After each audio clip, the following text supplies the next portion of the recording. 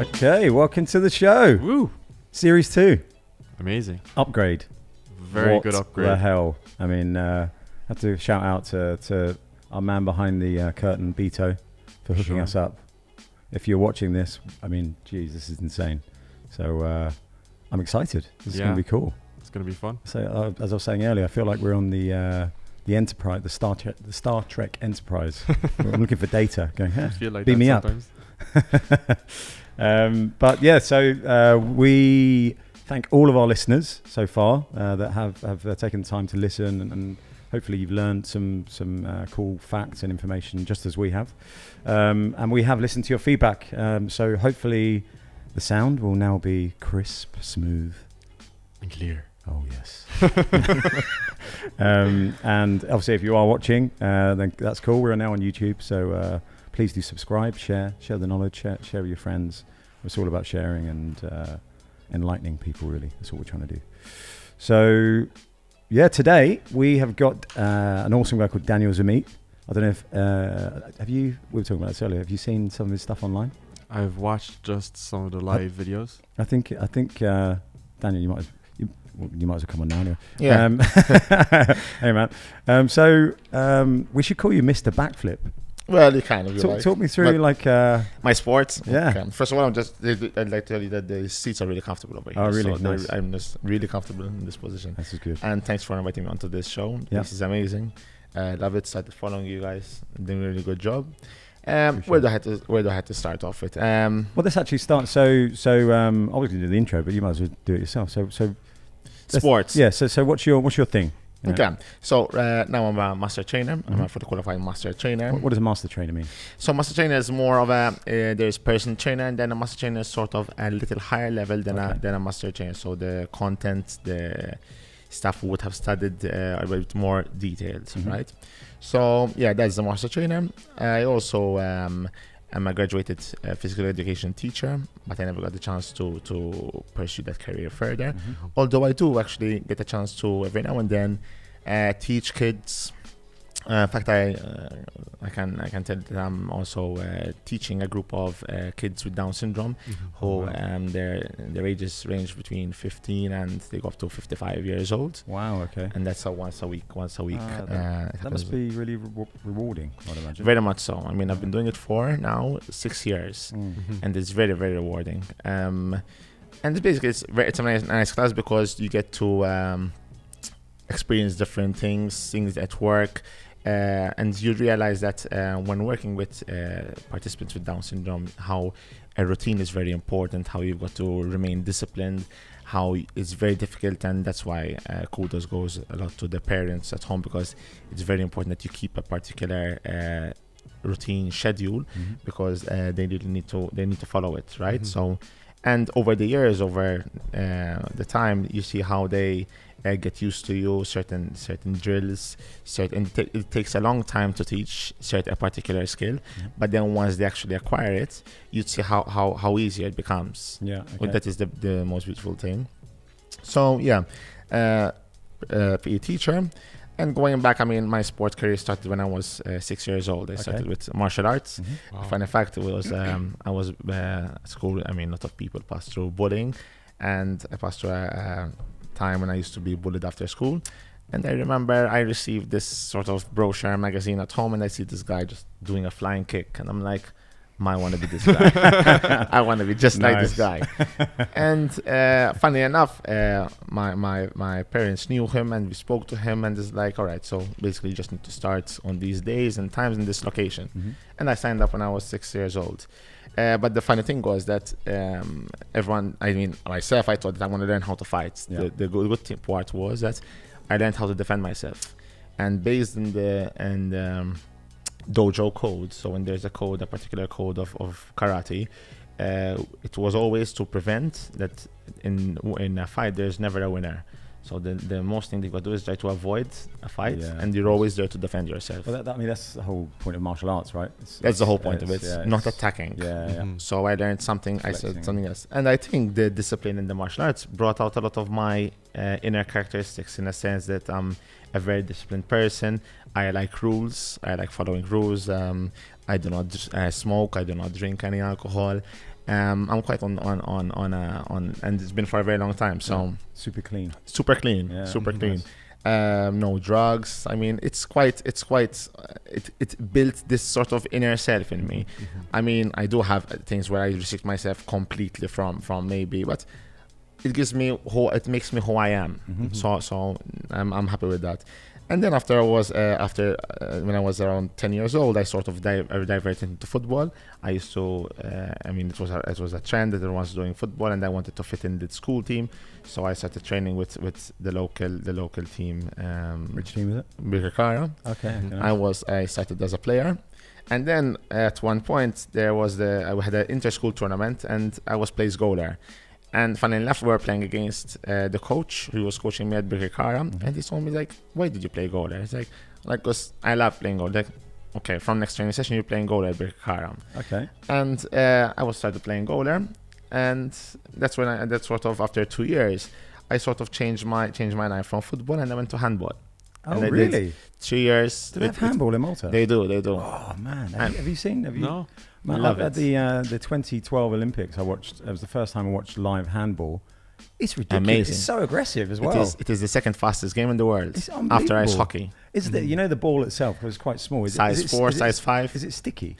It's sticky because they put glue on it. So they put glue on your hand just to have a better grip. But then you end up with the ball and the floor all sticky, so it becomes quite disgusting. But but it's a very beautiful sport. Very fast. Very fast. The training is very good. And I spent 3 years playing handball until it came to the point where I had the O levels. When I was playing handball, I also involved myself in a few sessions of athletics and breakdance, because breakdance there was a time when it became very popular in Malta. And which I loved it as well.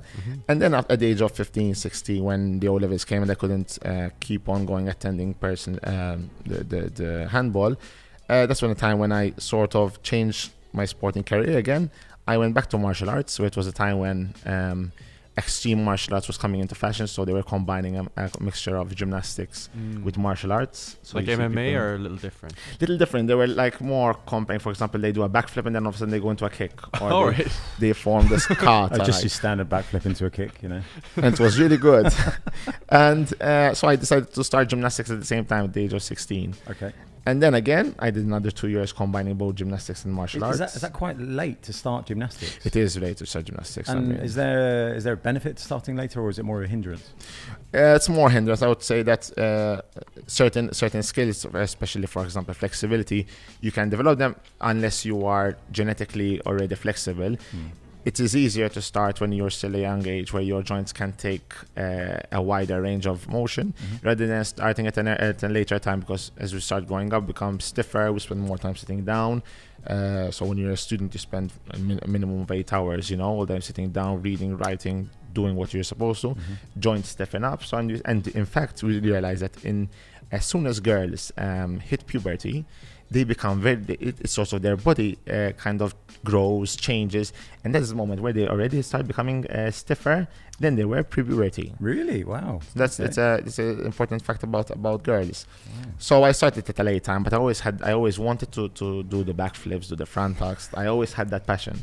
So I started those, but at least when you're younger, it's not that scary doing things. So you're like, all right, let's do this. And I remember, God bless his soul, Mr. Chun, which was my gymnastics coach.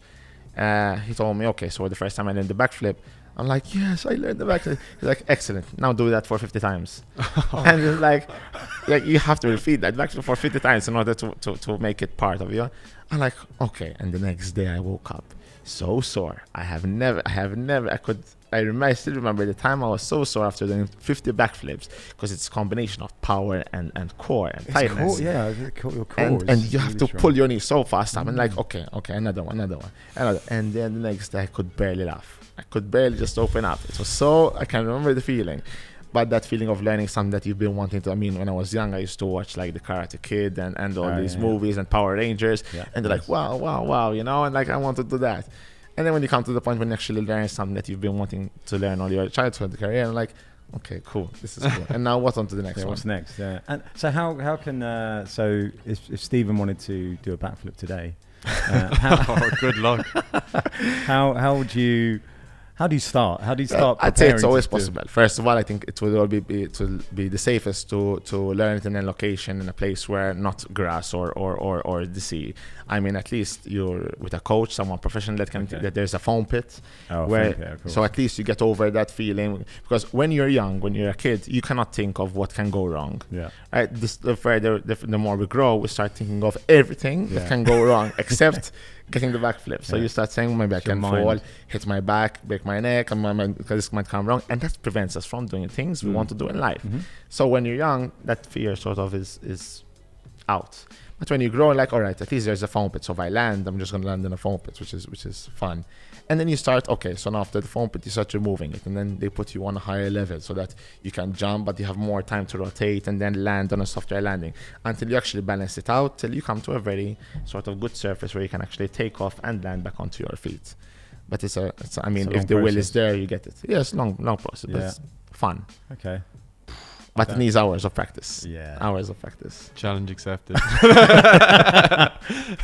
See you next week. And you'll be Yeah, right. backflipping your way in. It was good. It was good. And then at the age of 18, I mean, that's when I sort of had to give up a bit of, I mean, then the A-levels came in. That's when life became tough. And then sort of I had to dedicate more time to A-levels and education. But then when I remember when I entered university, I started working inside a gym, and I started working as a gym instructor, and I fell in love with it. Okay, so I can remember that when I was 13, I made my subject choices based on biology, chemistry, and physics, which wow. I do not regret, because I mean they taught me a lot of what I know today. So those were the basics, the foundation. And then ongoing, I sort of I decided to change my career from wanting to become a doctor to wanting to become a physiotherapist. And then sort of What was the because it's quite a change. So what was the why did you change your mind? Basically, my father is a doctor, so I looked up to him. He's a very good doctor. I admire him. He works very hard, and I mean, it's a nice job that I could see myself doing for a certain time. But when I and obviously you always want to make your family proud, yeah. But then ongoing, when I started growing up, I started saying, but I love sport. There has to be sport, something involved. I mean, passion in what I do. If I want to do a job that I want to end up doing for the rest of my life, I mean, I've got to do something that I need to wake up and love doing. So then I said, how can I combine both sports, fitness, and the medical profession? So I decided to go for physio. I decided to look into the physio department, but I didn't have enough support to guide me into what it requires, what I should be doing. So. And that was led onto sort of the PE teacher career, and I pursued the career. So I entered university as a starting off to be a PE teacher, which I don't regret, because I had great teachers, great colleagues, peers. It was a great time. We met, we still meet nowadays as well. But it was a fun experience. And in the second year, I remember that. So in the first year, I started working inside a gym, because I always wanted a job that could. I mean, if I had to be honest, my second most favorite job after being a gym instructor would be a bartender. Funnily enough, I don't drink, but I just love being a bartender. Really? The mixture of the drinks and preparing, I just used to love it. Okay. But so then after being a bartender, I actually went. It's such a contrast. A huge contrast. Super I wasn't healthy expecting to that. poison. And and I was working inside the gym, and I loved how you can actually change people's life. You can actually, and you can see them changing and feeling better. And they used to come and tell you, thank you for this. And I actually managed to make this change that has affected my life. So You probably ultimately you're elevating their confidence as well. A lot. You're giving them not only a change in their, and this is obviously only my limited view, but not only a change in physique and ability, but also everything, mentally, it's gonna have a self-esteem huge and effect. self-image and self-concept, self-efficacy. I mean, sport is the only thing I believe that you can never be a failure in. I mean, you can never be labeled a failure. If you do something today, whatever it is, you definitely guarantee that the next day you're going to become better at it and better, because it's just a repetition. And the body adapts. Okay, so if you just take the simple principle of just adaptation, overloading it adapts and becomes better. And I can't think of anything else that, I mean, you cannot be labeled as a failure in. I mean, the sport is just a continuous improvement, everyday improvement. Okay, so would you say there's a limit, like if you are a certain age? Do you think definitely there plateaus? Or? Yes. There's always going to be a limit of how much you can push, pull, lift. Okay, I mean, you have our limits if we do have any conditions or take any medications or had any previous injuries, but the limit is as much as you want to put it. Okay, and always making sure that you are following the correct guidance, what the doctors have told you to do, how you'd like to approach your goal. You choose the smartest way, the safest and most effective way. But then, I mean, obviously, some people are like, if we had to go into the science of it, some people are more based on power, some people are more based on endurance. The funny fact is, when a person who's more catered for the endurance wants to go into the power, or a person who was more catered for power wants to go in endurance, right? It's very difficult because scientifically we're built for certain sports, and you can actually see that it's difficult to cross over, although we do have the muscle fibers that can adapt to certain things that we want them to do. Mm-hmm. However, it will not be as easy. Okay, so for example, if I had to take myself, I'm very much of a power athlete. Okay. I prefer power, I prefer speed, height, jumps. If you give me, for example, 100 meters, I would probably love doing it, wanting to get a good time. But if you give me an endurance event, long distance running, like 10K, 16K, I'll probably find it very tough, very tough just to keep up. So again, your physique, would suggest that you are very much a power athlete. Yeah, it would resemble as well. I mean, I'd have personally trained, for example, some clients who I believe they are catered for more long distance events, endurance events, and their body shows it. Yeah, and even though you have the right equation of nutrition, exercise, and lifestyle, the body still finds it hard to grow, hard to pack on muscle. So those are certain limitations. Is that in an individual's genetics then? So some people are just, even if you do some power exercises, you're always going to have more of a lean physique, and some that, whether they're doing kind of longer, they're doing marathons, whatever else, so they're going to always be a bit bulkier, or can that change? You're like an ectomorph, mesomorph, right? I believe that even the ectomorph, endomorph, mesomorph, everyone has their own types. What's and ways. endomorph? What's it's the body types, how people are built and structured in a certain way. So for example, if you have an ectomorph, you have a person who's taller, leaner, right? So their levers are longer. If you have a person who's a mesomorph, someone like me, he's a little shorter but a bit bulkier. And then you have, for example, the endomorph, where they're more shorter but stockier. So, and then it affects how they build muscle, how they burn fat. Really? It's a whole combination of certain things. I mean, the science of it, some people really believe in it, some people try to go away from it. It's a combination of everything. I like saying genetics loads the gun, but lifestyle pulls the trigger. Yeah, so that's a good one. I mean, it's all based on, I mean, yes, you do have the tools in your genetics to make you a strong athlete, a powerful athlete, but then it depends what you do and how you do it, and like you were mentioning before, it's the sleep, combination of the nutrition.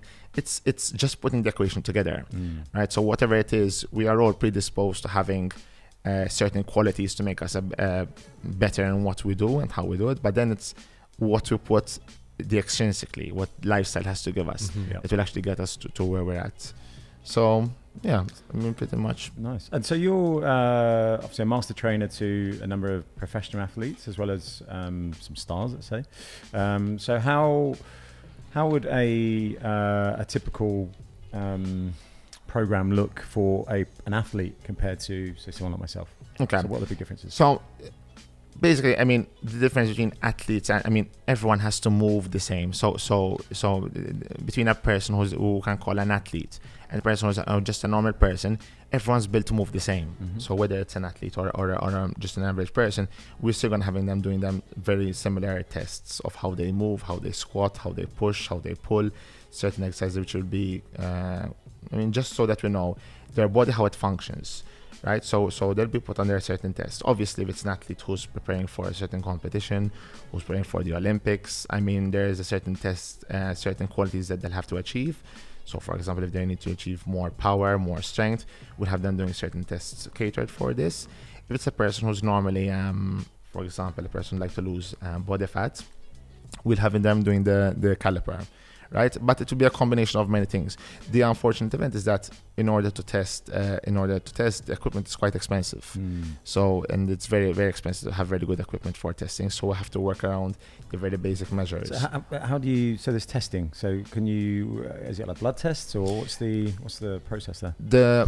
For example, the blood test. I like recommending blood tests for clients who normally had a history of certain events. So after we do an in-depth consultation, they show certain red flags that say, listen, we need to check your cholesterol, maybe your fat, how it is, your thyroid, if it's functioning well. I mean, certain things that will be hindering a person from seeing the results.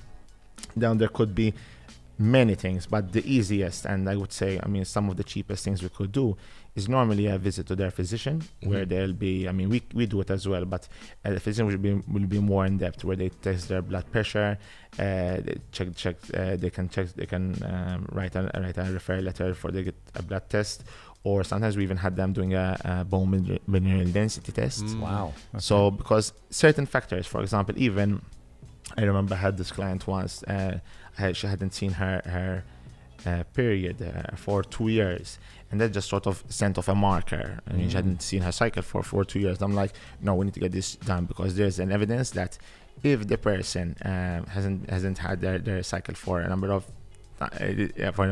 months, it could be it lowers their bone density. So it's very, very really, yeah. Oh wow! And in fact, she went to do her bone density. She was only 20 years old, and she was told that her spine is like an eggshell.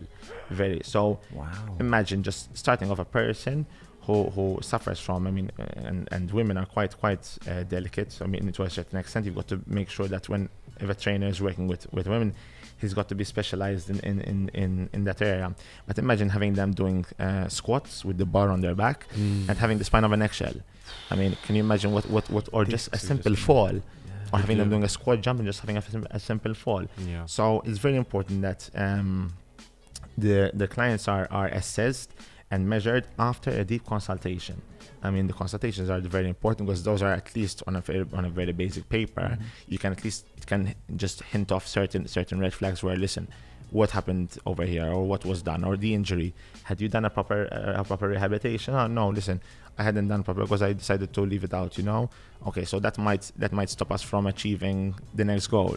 So it's important that we shouldn't focus just on the strengths. Weaknesses are more important. Yeah. So if you had an injury in the past, it could be that, say, for example, if you wanted to get back to running and you had an ankle injury 10 years ago, I mean, maybe because of the lack of range of motion inside the ankle is preventing you from running better, running faster, or doing certain activities that you don't want to do. Yeah. So how important is it that in the beginning of the process, there's an assessment, an evaluation of what actually is going on, right? And then from there, you can start building up on the program. So I would prefer, in my case, having a person, whether it's an athlete or just a normal client, having them first assessed and making sure that they're working the way they're supposed to, rather than having them training in their proper form. Okay? Because at some point, the body's going to fire up. Okay, at some point it's gonna give in, and it's much safer, much easier to break down technique, break down form, go lighter, having them doing the exercise the way they're supposed to, and then building them back up on the right track, rather than having them keep on doing the same method as they are doing, that can lead to a possible injury that might set them out far off later on in life. So that is where we come in as professionals, and this is something that has to be done thoroughly. Okay, so you have to really look into and know exactly what you're doing. But that is the beauty of our jobs, right? We assess, we can evaluate, I mean, and then we educate. Okay, and then the most important is that we get them to commit to the program, and having them doing the exercises daily for their own benefits. I think that's a big thing, really. You know, there are a lot of PTs out there that I would say aren't doing stuff like this. You know, they're just going, okay, cool. What do you want to work on? Let's work on that, and then off we go. And I think, obviously, as you're highlighting, there could be a big danger of that. You know, if someone has a really weak bones, and then you're suggesting kind of lifting heavy weights, whatever else, you could potentially really injure yourself. So I think, and to be honest, it's common sense. To, you know, have an assessment before you start building or start working on yourself. It's just it's something I've never even thought about. I just kind of thought, okay, if I'm going to go to a professional trainer, I'm going to just work on building my arms like you guys, or just a certain element. So I think it's something that's missed, actually. Definitely overlooked. Yeah. The most important is that no matter what we do in our jobs, the first and the most important goal is injury prevention. So whatever we have to do, the most important is that we do not get our athletes or our clients injured. Now, in order for us to prevent them from doing that, there has to be some form of evaluation, some form of assessment, showing us, guiding us that these clients are not supposed to be doing, for example, exercises A, B, and C. Okay, so for example, if simply told, if a client has presented to us and he tells us or she tells us that they suffer from, say, high blood pressure, right? We have to have the knowledge enough, if we are at least, the first and most important is that they get the approval from their doctor. They're like, listen, this client suffers from high blood pressure, he's on this type of medication, so making sure that he doesn't do these exercises, or just be careful to do that. We have to have the knowledge to apply that to our training. So we've got to make sure that if a client, for example, suffers from high blood pressure, certain movements, for example, lifting heavy weights above the head, is a definite no-no. Okay? Really? Definitely no-no. Wow. Because you would want the heart to beat so hard, and it's going to get harder to go up to the top, right? Yeah, okay. Or, for example, isometric exercises. Okay, so for example, just trying to push the wall, or a plank position, for example, is a definite no-no for a client who suffers from high blood pressure on medication. Okay, because you're restricting the blood flow. Okay, I see. Yeah. Okay, so you don't want to increase that blood pressure, because it can lead to a stroke, right? And again, if a client suffers from any condition, it brings out a medication. And medication have their side effects. So if a client is, for example, on a certain medication that can affect that to lower their blood pressure, when they're in a certain posture, for example, when they're lying down and they come up, for example, so abrupt without coming up towards the side, they can have sort of low blood pressure effects. So they feel kind of dizzy. Yeah. So it's very important that certain exercises have to be catered for, right? And many clients, and there are no ages. I mean, they can be as young as 15, 16-year-olds who suffer from asthma, diabetes, blood pressure. Okay, there are no ages, and we're saying that the further we are going, we're seeing sort of younger population suffering from these diseases. Yeah. I mean, the amount of sedentary time, has increased so much. I mean, students are spending so much more time sitting down, right? Becoming less active. I was going to say, why do you think this is? Why do you think there's a higher diabetes rate, higher asthma? It's a combination of many things. I mean, awareness has increased with regards to fitness, lifestyle, activity, exercise, yes. But committing to the program has become more difficult. So the psychological aspect behind it, I don't think we have really truly understood what gets a person to be so committed to a program, or why aren't they becoming so committed towards it. I mean, there are many options. There are plenty of options nowadays for patients to have their children going to do a certain particular sport or exercise or whatever it is. But why is it that they are not participating? Why is it that they're holding back?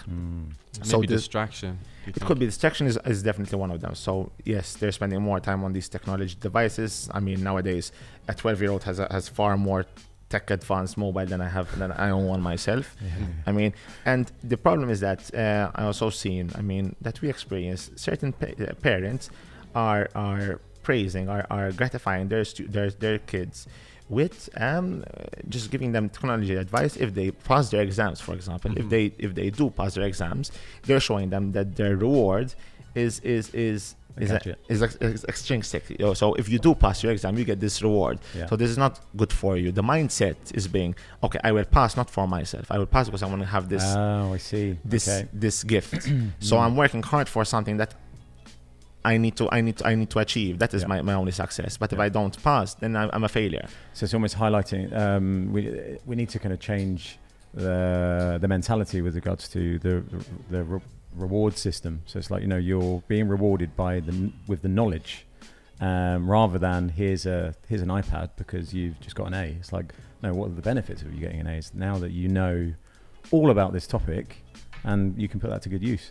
I think the challenge, going into schools and stuff, I think it could be questioned, it could be argued that the whole schooling system is a bit, is flawed, is dated. It is. And much like some of the things we discussed earlier with kind of medication and sports, and how there is a bit of a disconnect.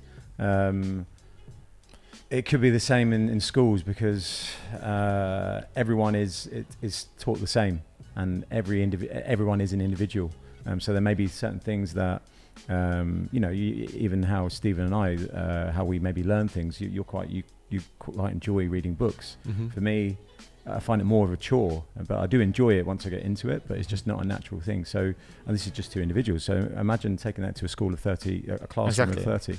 And physical activity has decreased immensely. Physical education has become less. I mean, it has decreased. So that is something that, at least if we need kids, I mean, the national recommendations are to get kids to be at least active for an hour a day.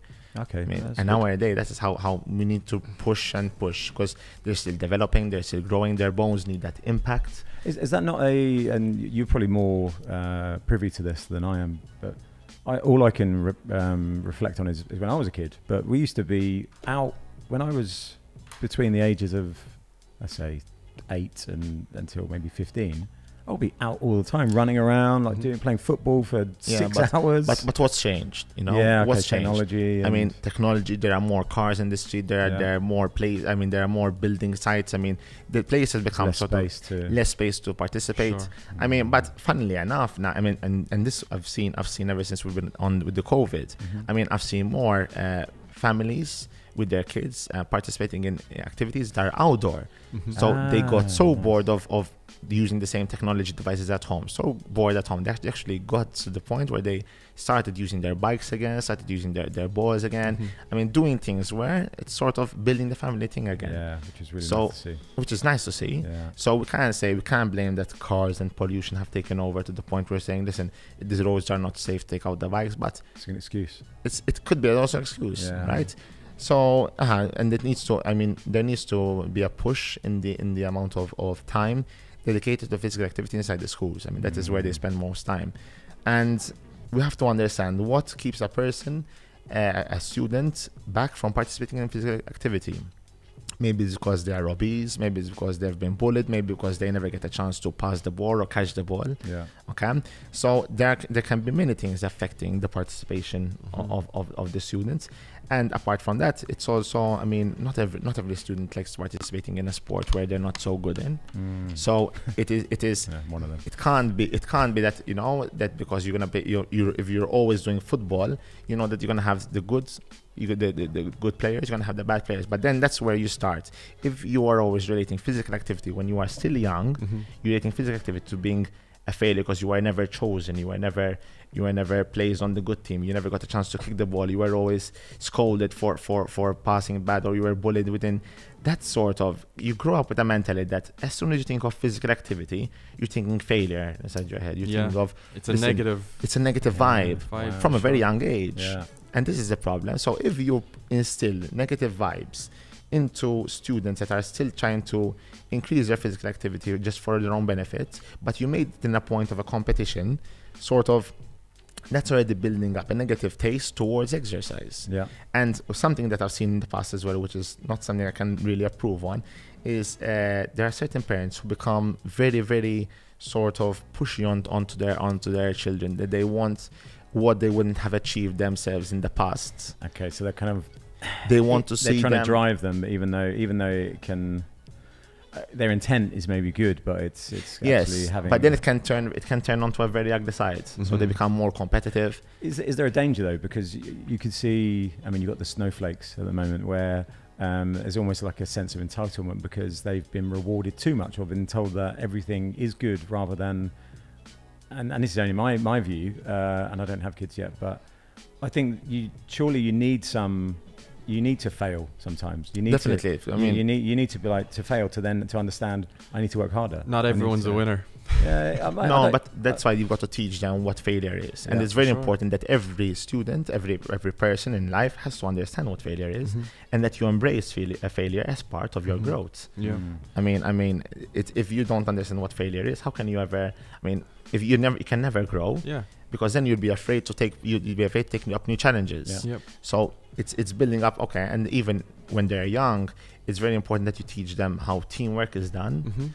Okay, so everything that we build up shouldn't be competitive, because if you instill a competitiveness in them, at some point there's going to be a winner and a loser. But at some point, someone's always going to come who's better, stronger, faster There's than always you. someone. So where does that leave the child? So if you're continuously praising your child on things that are, this is good, no, it's good, no, you've done good.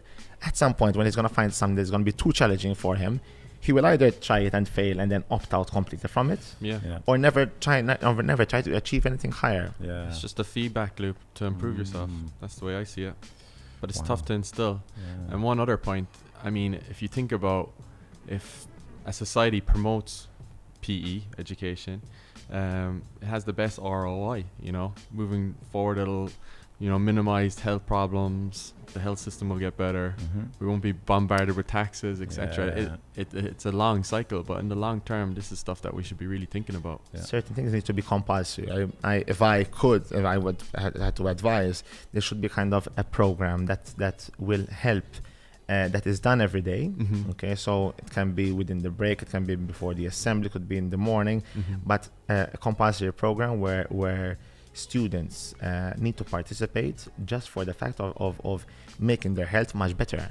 And we have seen, and there were programs as well abroad, I'm not mistaken, it was in the UK, where students who suffer from ADHD, okay, attention deficit hyperactive disorder, when they do have an attack of ADHD, when they become very, very hyper, they're taken out of the class, they're put into a playground, into a gym.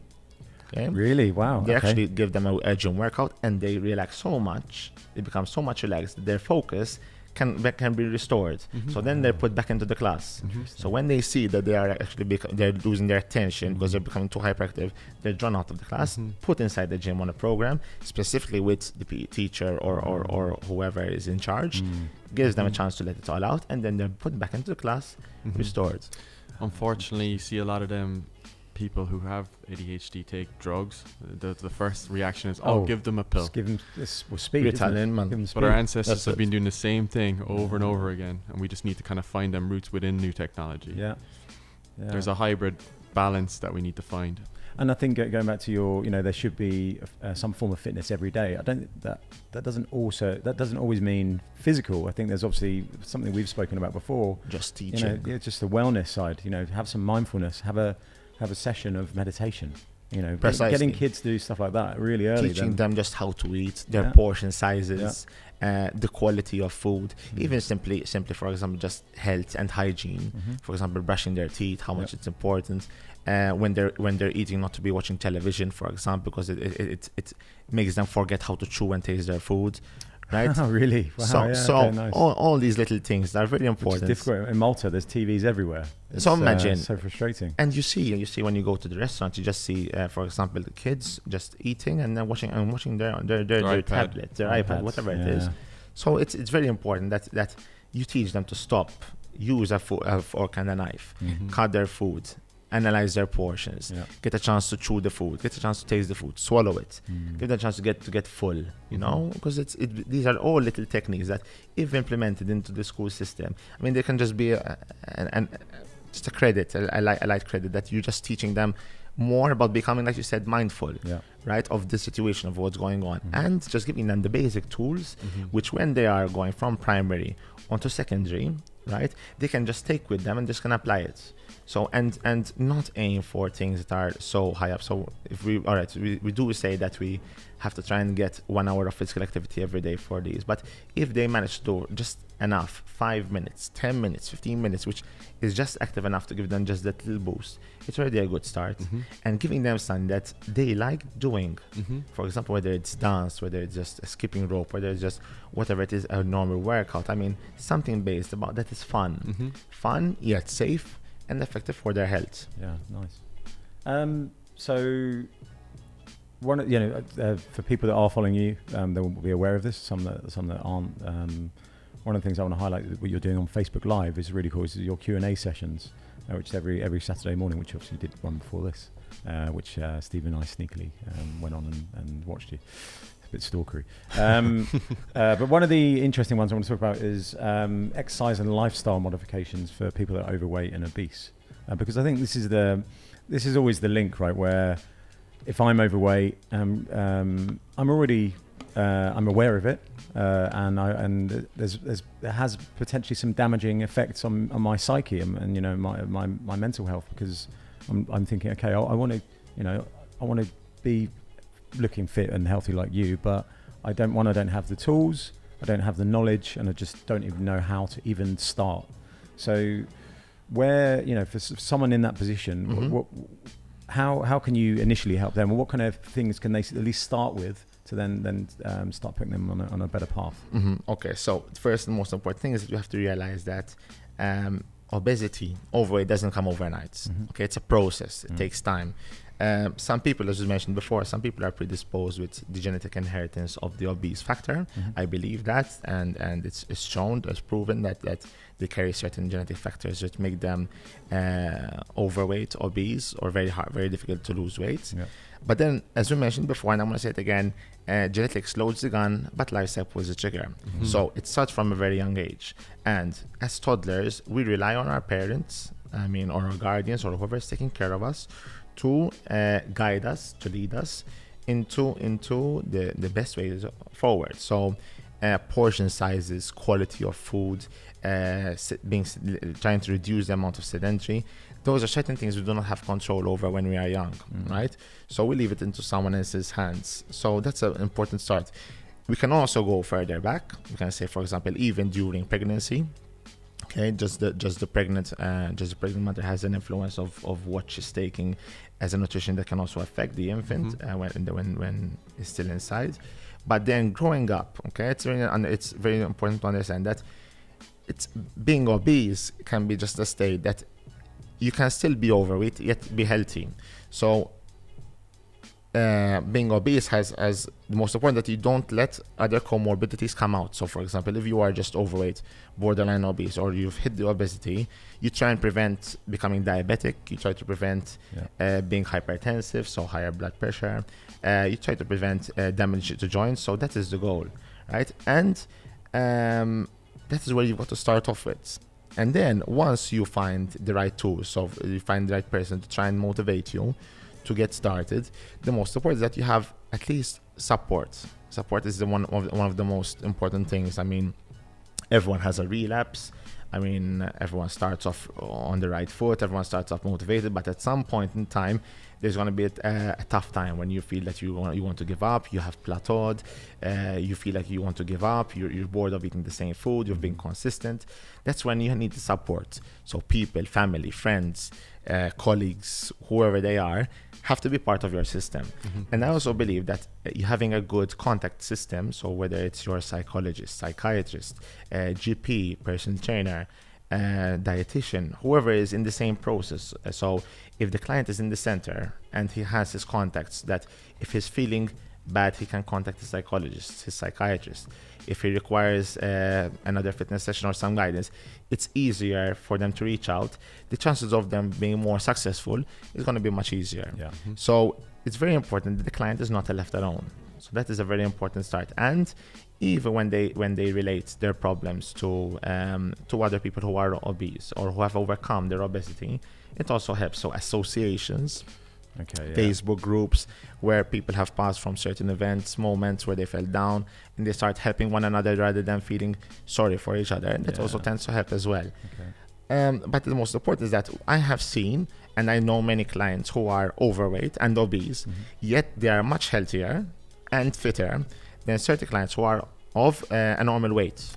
So, I mean, if you had to say, for example, we normally use the BMI as a start, but we do have clients who are over the number 30, and we have compared to a client who's with normal weight, right, under 25. But if you have to compare, for example, their cholesterol, the hypertension, their sugars inside their blood, you'd see that the obese client is much healthier than that. And that is what you've got to aim for.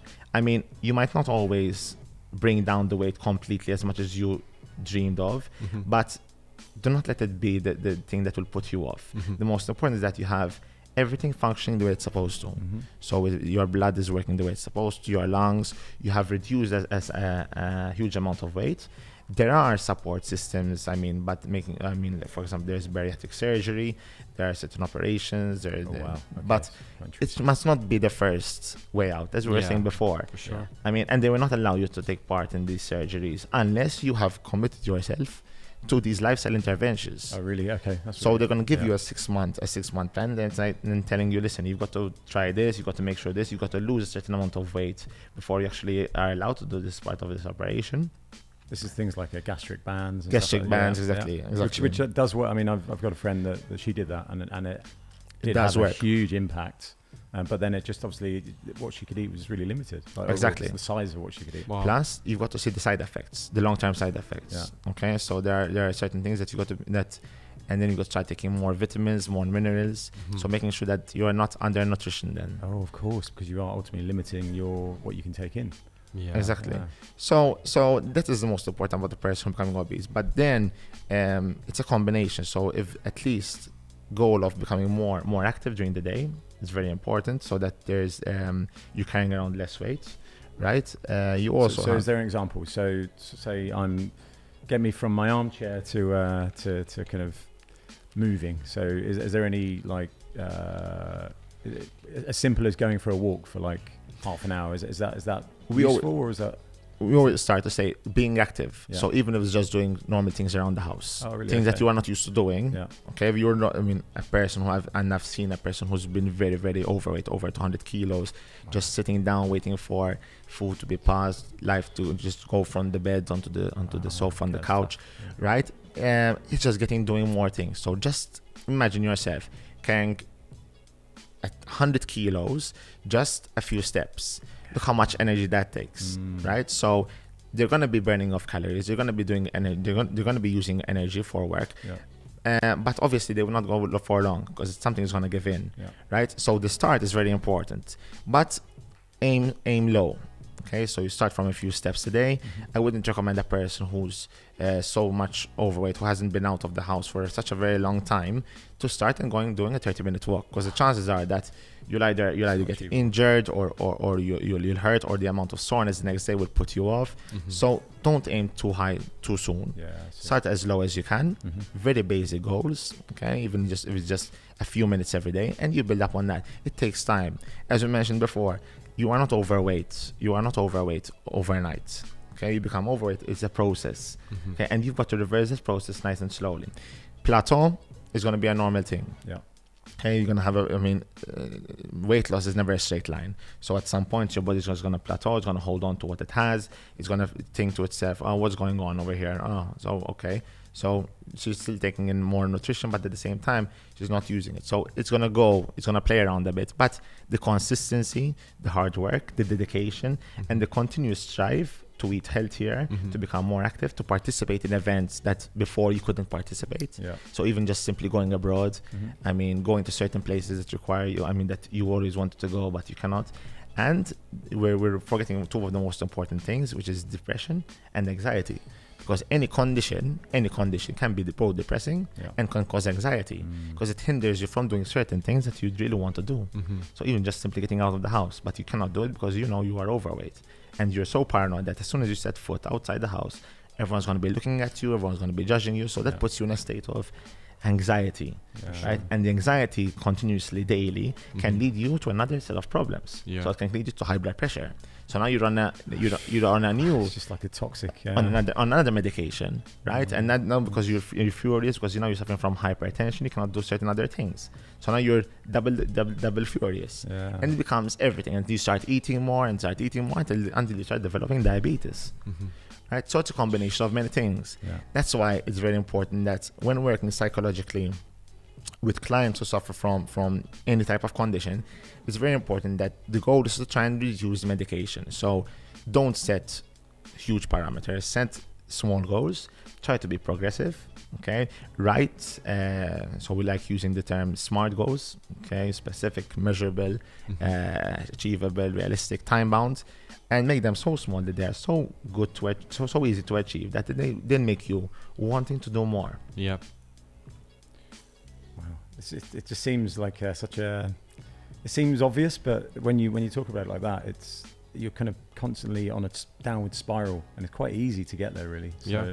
is there, obviously there's a number of different diets that have been around for a while, some newer ones, which, you know, I've personally, you know, so the keto diet, for example, the way I've gone about learning is just testing it on myself and just seeing how my body responds to it. And much like Stephen was saying earlier about the carnivore diet. What is your view? Because a lot of these types of diets are called fad diets. As a master trainer, like, you know, do you ever subscribe to any of these types of diets or recommend them, or is it totally something that people should avoid?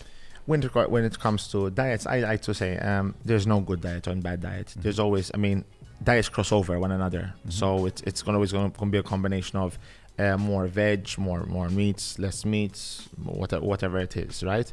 But it always depends on the person.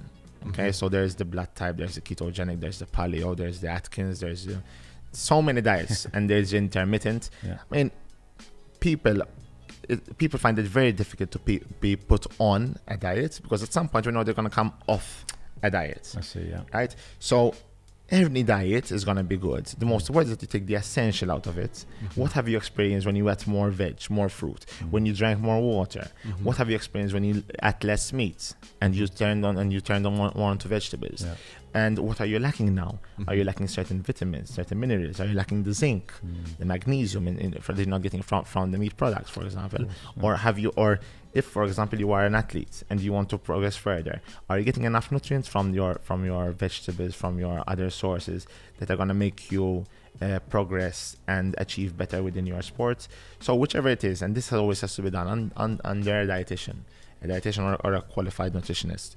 So a person who's like to improve a certain quality or achieve a better lifestyle, after seeking a dietitian, they're put on. And I believe it's also the same aspect that dietitians believe, that you can't eliminate everything completely. At some point in time, you're gonna want to go back, unless, for example, it's meat. For example, I know a lot of people who decided to eliminate meat from their system, which is okay. The most important is that what you're not getting into the meat, you can get from different sources, and there are. But then you've got to match the portion sizes, etc., etc. Right? But so long as it doesn't hinder you to achieve your goal, if you're, for example, if you're a bodybuilder or you're an athlete that you want to drop down your body fat, so you start eliminating certain things that might cause an irritation or an allergy or make you look a bit more puffy, and you see that you're still managing to get the nutrition that you need.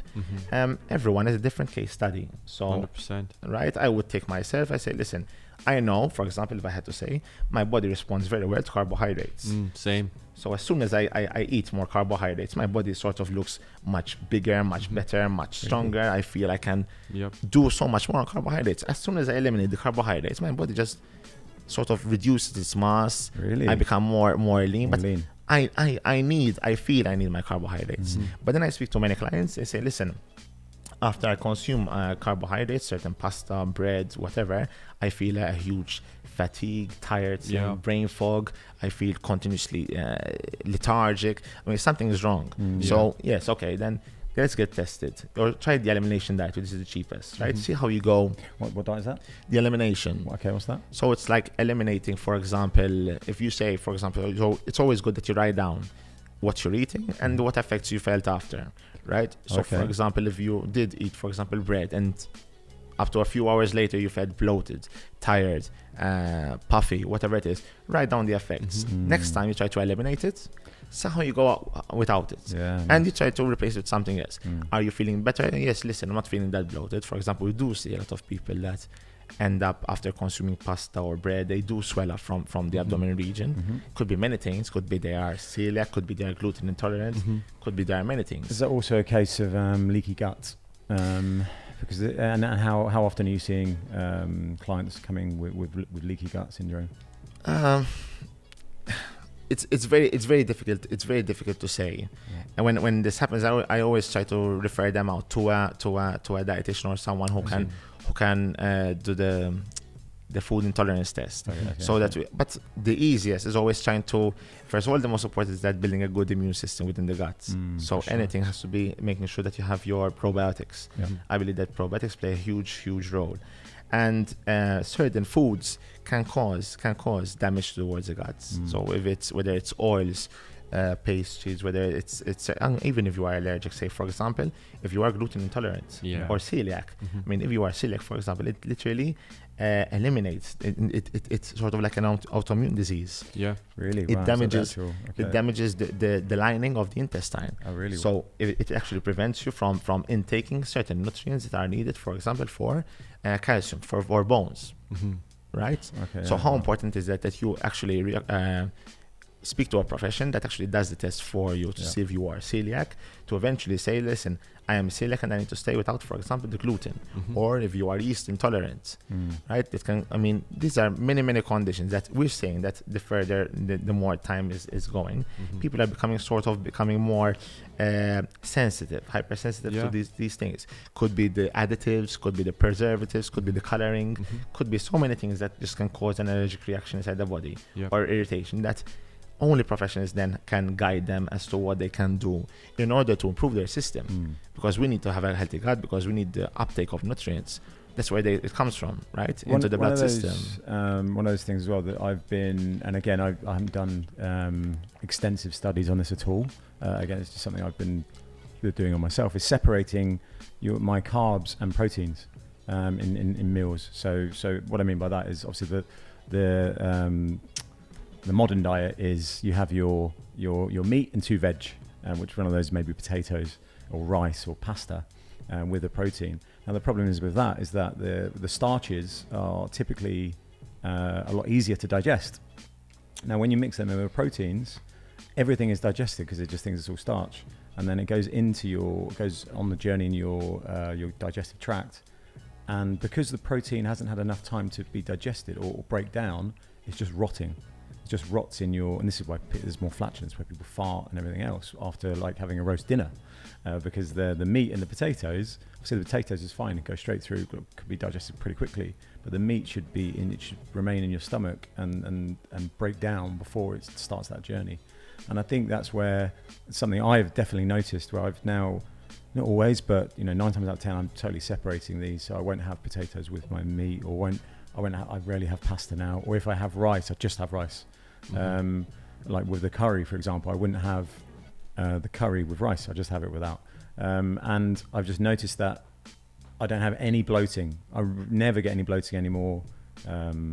Or gas or anything. Yeah, it's a lot better, and I think that's just something that is, I think, having a big impact. Because it's combination. In fact, when we're speaking to, for example, clients who suffer from diabetes, they're normally put on the glycemic index diet, right? So, for example, take sugar, for example, it would have the highest glycemic index of 100. So it's put into the system much faster, right? But when, for example, they're asked to put, for example, protein and something that is related to carbohydrates, it tends to lower the glycemic index. Oh, I see. Okay. So the process, the uptake of the food into the system, into the blood, it's going to be much slower. It is better for a diabetic person to combine both proteins and carbs. So it lowers down the glycemic index of the food. So it is put into the system, put into the blood at a slower rate, rather than putting it all at once. So for example, if you had to take, as you just said, Jamie, that for example, if you had to put in your rice, right? Rice is going to have a higher glycemic index than protein is. And we know that protein is broken down much slower, and it burns more, it generates more heat when it's broken down, protein as well. I see, I didn't know that. So if in your case, it works fine. But for someone with diabetes, I wouldn't recommend that they do this system. So if they want, unless they're going to be working out. So for example, if you're going to be doing just before a work on, they decide to take, for example, the rice, as you would do, it will end up working fine, because in a matter of maybe 2 hours, the person is going to train and they're going to be using it. So that spike, so you're using that sugar spike, right? Exactly. But if a person is not going to be working out, ideally you actually put in the protein, so the food is sort of put into the system over a longer period of time. So say instead of being in 2 hours, it's in between 4 to 6 hours until the next meal, right? And that is why, for example, if we had to go back to speaking about kids again, and when you're giving them sort of food that has a higher amount of sugars inside them, it ends up giving you that spike, that glycemic index is so high, and after maybe half an hour, they get hungry again. Mm-hmm. Right, so the sugars are not used because they're sitting down, and they're gonna get hungry again. And the next thing that you're gonna go for is something that's gonna give you that rush. Ice cream. Yeah, so Rush of another sugar spike, again. another crazy stuff. kid on the bloody in the mall. And it becomes a whole cycle. Yeah. Right, and that's what causes then the start of the weight gain, Yeah. and then what causes the start of diabetes. Yeah, exactly. Right, so this is why you have to start. So okay, what works fine for me? And if I'm going to decide to take, for example, the rice alone, why would I take a rice alone? Oh, because I'm going to work out. Okay, so it does make sense. Yeah. But on a day when I'm going to work out, would I need to just take? But listen, I'm saying, as you said, I'm saying that I'm not being as bloated as before. I'm saying myself much better, much more energetic. Yes, why not? I mean, there's nothing wrong with that. Yeah. You should be fine with that, right? Yeah. And it's always good to experiment Mm-hmm. with different recipes, different methods of cooking. You know, sometimes you grill it, sometimes you put in the oven. I mean, boiling. Yeah. See how So you react. Boiled chicken. Yeah. My favorite. Even as I get not my favorite. No. even as I get older, I'll notice probably that I'll need a more high fat diet versus carbohydrates. But right now, carbohydrates and me are great together. Really? Yeah, like obviously clean carbs. You know, Yeah. oats, sweet potatoes, Oh, I Exactly. see. brown Okay. rice. Yeah. Whereas I think you're more high fat. Yeah, I Fat love my fat. Yeah, I try to go down. So I'm not. So this was probably 18 months ago. I did a solid 3-month keto diet, and no alcohol for half of that as well. And then when I introduced alcohol, I was just on. I think it's called the skinny bitch. The soda water and vodka, and some limes. So it's like there's no calories in it. And I saw a drastic drop in I guess my weight, but my physique just became really defined because ultimately it was the water. It was the water retention just melted away, and I was like, wow, okay, that's not bad. But I've just and I had this conversation with someone in the coffee shop actually this week that she's doing the keto diet, and I was like, I just don't know how good it is for, in the long term, how good it's for the blood or good for your actual system. But she was saying that she's been doing it for like 6 months now, and she's been taking blood tests. She said her cholesterol levels are even lower than they were before. So again, I think The body will always take a shock first. Yeah, They will always. When you start a new diet, when every person starts a new diet, that is when they're gonna see a huge drastic change in their body weight, into their physique. It's when the going gets tough, right? That you've got to say, okay, so can I live this? Am I okay with this? And remember that culturally, we're brought up that every time we meet around food.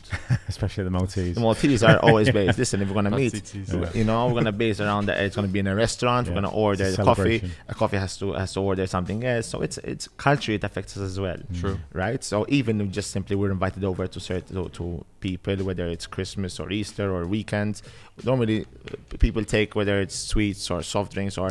So this is culture. We also have these cultural problems that we have to start to remove. And I think you're right there, because it was maybe 2 years ago that Malta was sadly the fattest nation in Europe, wasn't it? And I think that needs to be kind of highlighted, because if you look at some of the nutrition, it's tasty as hell, but it's definitely not healthy for you. But like the pastizzi, which for those that are not Maltese is basically like it's like a Pastry kind of. Pastry with peas. The most important that you understand that it's not wrong because you take it once in a while. This is people just have this misconception because so I can never take it again. This is not about never. This is something that if you had to do it continuously. So for example, take me. For example, if I had to take, for example, a McDonald's or a meal or whatever it is, it's not going to affect me to the point that it's going to damage me. So that once in a while, it's not going to do anything. But the fact that you're doing it continuously, daily, repetitively, that's when you start taking excess calories and starting putting on weight, where you have less vitamins, less minerals in your food. So you start developing certain diseases that are not working with you. That you have a lower immune system because you don't have the system, the right stuff to build up the immune system.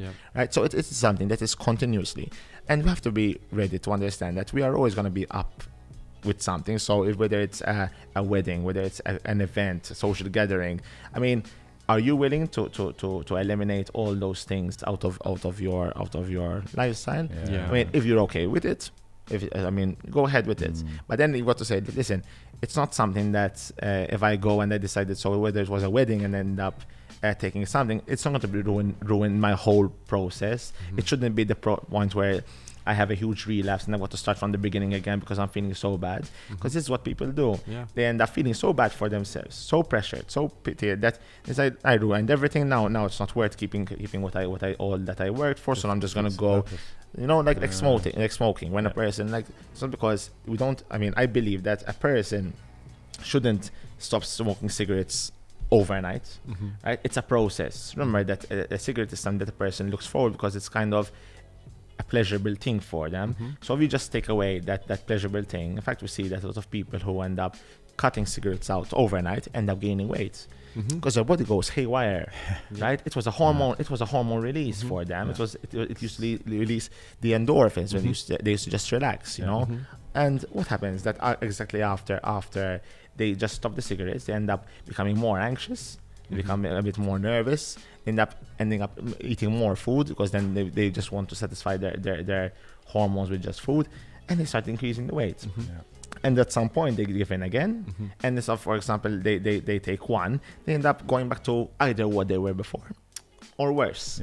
Right? So it's very important that everything is a process, and you have to learn, and every individual is different. Every individual is different. One man's meat is another man's poison. Okay, so whatever works for one person might not work for another. So every person should be catered for psychologically for their particular goal or whatever they'd like to achieve. Right? So coming back onto, and it can apply for everything. So if it's even just the obesity, when we're talking about food, it's okay that every now and then you can go into, again, taking something that you really missed. The most important is that you acknowledge it, you accept it, you enjoy it. Once it's done, it's over, you're back onto your phase. Right? And this is what you try to instill into a person's client. Then you have people who literally go into extremities. So they say, for example, listen, I choose that I do not want to participate in that event, or I choose that I don't want to go, or everyone has their own ways of how they can avoid it. So for example, if I have plenty of friends who drink alcohol, but I believe in myself that when I meet them, I can still have a great time without involving any alcohol in my system. And I'm just having the exact fun time with them, right? But I would not. It's funny when you don't drink and you watch everyone else drink around you because you're just like, oh my god, these guys are idiots. I've done it before with my friends, and just seeing them trying to debate, I was like, you're both saying the same thing. It's funny watching them. Yeah. I'm like, I can continue with them, but I can still choose to eliminate it from my system, and I'm fine with it. And so long as they're fine with it. If I see that my friends have a problem with me not drinking, which I do not, then I should change my friends. Right? So, it's true. And they're happy. We're happy. We're having a good time. But if a person, for example, feels that, going back onto an obese client, if they're so weak and they cannot control their urge to take the food, so then they should not approach a buffet, or they should not, for example, attend an event where their chances are that if they are still weak psychologically, that has a higher chance of relapse. So listen, I prefer not going for now. When I feel strong, when I feel better about my weight, when I feel I can sort of build up that more self-confidence, self-esteem to say no, or control at least, and then I start going. That is the fun part of the psychological aspect of this. That's why fitness is a beautiful thing, because you go so personal into people's lives and try to understand the way they think, and you try to match and try to create. This is where creativity and innovation comes in. Trying to create a system where you want to have the individual based on what they're saying, not on what you've learned. Okay, so our job is not just textbook. The textbook gives us a very basic foundation tools, but then it's how we apply it is very personal. That's where experience is important in the job, because some things then work. You can apply what you've learned to the people, but then it might not, it completely not work.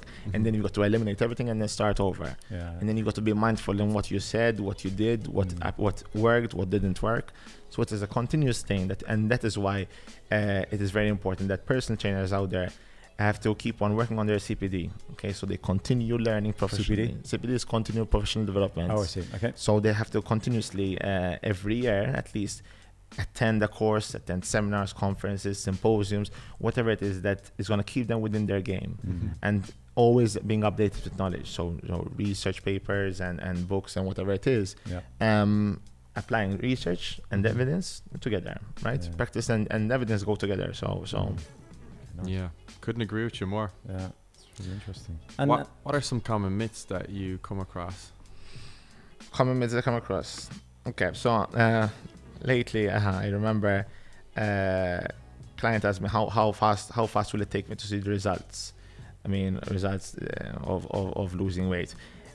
Basically, this is something I never did in my job. I never guaranteed results because the results are not based on, it's based on good advice and good knowledge, but it's not the 100%. I mean, clients spend a minimum amount of time with us. As soon as they leave the door, it's completely on their own. They're completely on their own. So what they do behind the door, behind the scenes, behind the curtain, is going to affect what they're going to do. We are there to provide them with the tools, skills that they need to overcome, to reach their goals. But at the same time, they have to walk their walk, right? So I can never say, a client tells me, how long will it take me to see the results? And I tell them, okay, how long is it going to take you to see the results? So you're going to tell me what it's going to take you. Flip it back on that. Right? You're going to tell me. Nice. So the amount of dedication that you actually put into this work is the amount of results you're going to get out of it. True. Okay, so if you train every day, if you do apply your commitment every single day, the chances are that you're going to see results fast. Probably from next week or in a couple of hours or a couple of days, you're going to see a huge change. But this all depends on you. I mean, I cannot give you the answer. I mean, you are you. So it's a very question that we get. But then I'm saying, listen, no, you're going to tell me how long you're going to take the results. Or am I going to reach that level? Are you going to reach that level? And this is what we work for. You putting out the money, you putting out the energy. Or are we going to come to the point where you're going to press a restart button when this is all over? I mean, I might not be your first personal trainer. I might not be your next gym membership. So what's going to happen when you fail? You're going to press the restart button. You're going to find a different trainer. You're going to find a different gym just to start over without analyzing what you failed in. Right? So analyze where you went wrong. What happened? That is where you've got to be mindful. A lot of people start believing Mondays. All right, now I start on Monday. But why is it Monday? Why is it? Because psychologically it feels better. Right, okay, but why not start from today? The actions that you do today. Because then we know, and that is can easily tell us, okay, so our client needs a goal to get started. So we know that Monday is going to be, okay, because I know that Monday is going to be my first, okay, no problem. But start and be mindful in what you are doing and how you are doing it. So that when you come to the point where you're going to give up, you have to understand your process. It's a very good thing. Another a lot of self-analyzing needs to happen. A lot. I mean, this is the best part of our job. Another myth. When it comes to muscle building, we get a lot of people asking us how big they can get, how long does it take to put on muscle. Again, it all builds down to around the equation. So if you do put in everything, so whether it's the sleep, whether it's the nutrition, the lifestyle, the exercise, it's all a combination of trying to make everything at its 100%. So if you're eating right, if you're sleeping well, if you're recovering, if your program is periodized, if it's planned the way it's supposed to be, so you're not overtraining, you're not overdoing it, your body should be growing at its own pace, right? So don't force results. Enjoy the process. Yeah. Is overtraining, is that a common thing? A very common thing. Really? Okay. Unfortunately, it's something that people wouldn't realize until it happens. Yeah. Right. So, and it comes from a lot of planning, improper planning. So a person who is not guided well, but is continuously using the joints over and over again, till the point where their body can't even recover. There's not enough time to recover. So it does damage to joints, ligaments, tendons. Lack of sleep will become. Is that then? So do you have to insert like rest days or just be aware? I mean, how do you prevent overtraining, and how do you make people aware of it? The most important is that the training is planned to the point where if you have, for example, high intensity sessions, followed by there should be a day of recovery, right? So there should be a days where you say, listen, if I'm lifting on more power events, next day should be followed by a lighter exercise or more rest. So you can exercise in across numerous days following each other, but you just need to ensure that you're, I mean, it's common sense, working different muscle groups or just different intensities. Or? You can. And the problem is, overtraining is doing too much too soon and not allowing the time of recovery.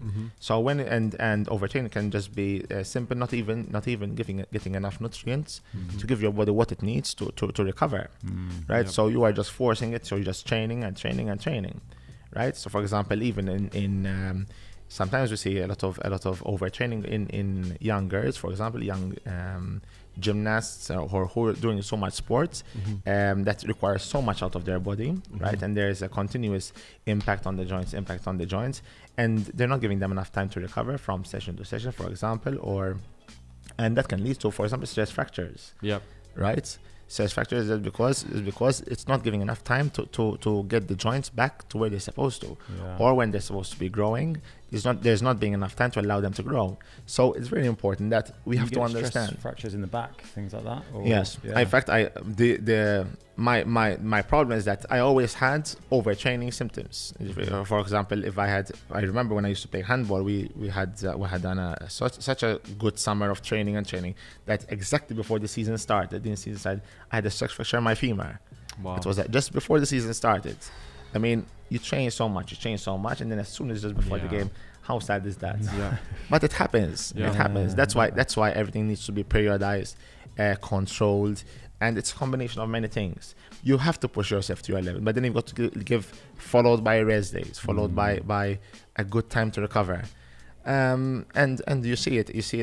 There's also the female triad, we call it, which is a combination of many things, but malnutrition, for example, overtraining, and that could lead to a woman not seeing her periods. It then could lead them to more fractures, right? So the combination of this is something that builds up, right? So and it can lead to depression. Overtraining can lead to depression, lack of sleep. So we become there are symptoms of insomnia as well, and it all just builds up. So it's a condition like anything else, and you might even develop the fact that you don't even want to approach your sport again if you become so how do you say, like you start pushing your sport so much away because you became so stressed inside that you start moving away from it, right? I guess would it be more common in those that have an addictive personality? Are they the types that would typically overtrain? Good question. Maybe dopamine rushes. I feel like there's a lot of elements with people who just want that runner's high, they call it. I mean, success beats success, right? So in a sense, but when you see that you're improving, you just want more, and you just want more. It's when you don't know when to stop or when to control it rather than stop that it becomes dangerous. So it is that something that, listen, we know that exercise gives us that feel good factor, but when it comes to that point when exercise is not giving us that feel good factor, we're just doing it for the sake of doing it because we know that we have to do it, or as this I'm going to lose my touch, I'm going to lose my muscle, I'm going to lose my thing. So what happens? I'm going to push myself more. At some point I'm going to have to do my training because I don't feel like doing it, but I have to do it for the sake of doing it. I lose my focus, and what are the chances? I either get injured, right, through improper form, or I push the weight I'm not supposed to, or my muscle hadn't recovered, or my joints are still stiff, so they're not working the way they're supposed to, and then I end up injuring myself. And this is something that I have passed through a lot.